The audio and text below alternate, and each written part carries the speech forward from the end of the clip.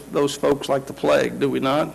Right, wrong, or indifferent. We don't want to be in that kind of atmosphere. But then there's the startling discovery. The startling discovery. Notice what she also says. Verse 2, so Elisha said to her, tell me what shall I do for you? Tell me, what do you have in your house, in the house?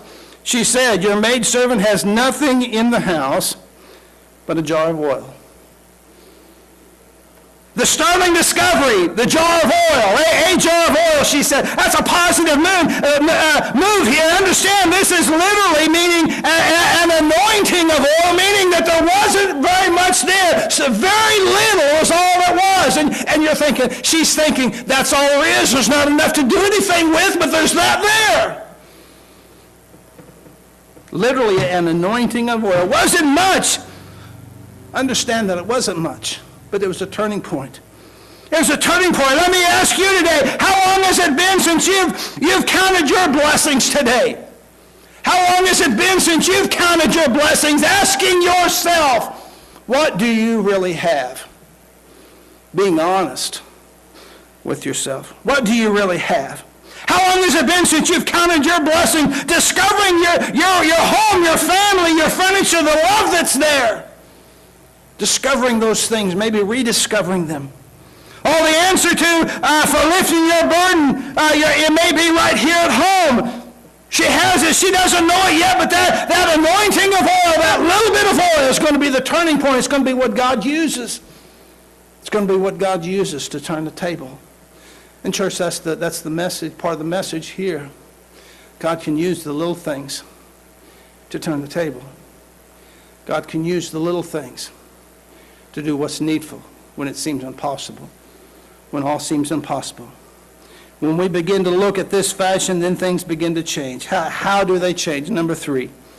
How do they change? Number 3. This mother found that the possibilities are unlimited when you allow God to use what you have.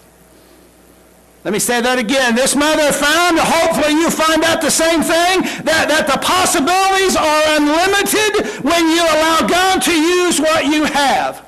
And that's what we see there. She heeding the message of Elisha in faith. You see what Elisha says there. Let's go back and look at that again. Verse 4.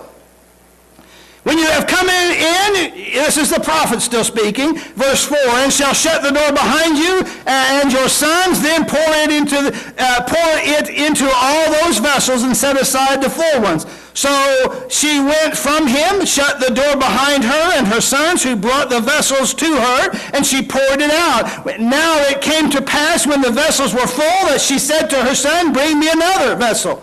And he said to her, there is not another vessel. So the oil ceased. Then she came and told the man of God, and he said, go sell the oil and pay your debts, and you and your sons live on the rest. Mother found that the possibilities are unlimited when you allow God to use what you have. She heeded the prophet's message. She heeded it in faith. I want you to understand that. She stepped out on faith. I want you to understand that. The prophet tells her what to do. If she was seeking an answer, he tells her what to do. He tells her what to do. Understand here, what he is telling her seems strange. Church, somebody just thought about here, that it's not unusual that God will have you do strange things. If you go back, and maybe it's forward, I'm not sure where it's at the moment. Remember the story of Naaman? That Syrian, he was a Gentile. He was an enemy to the children of Israel.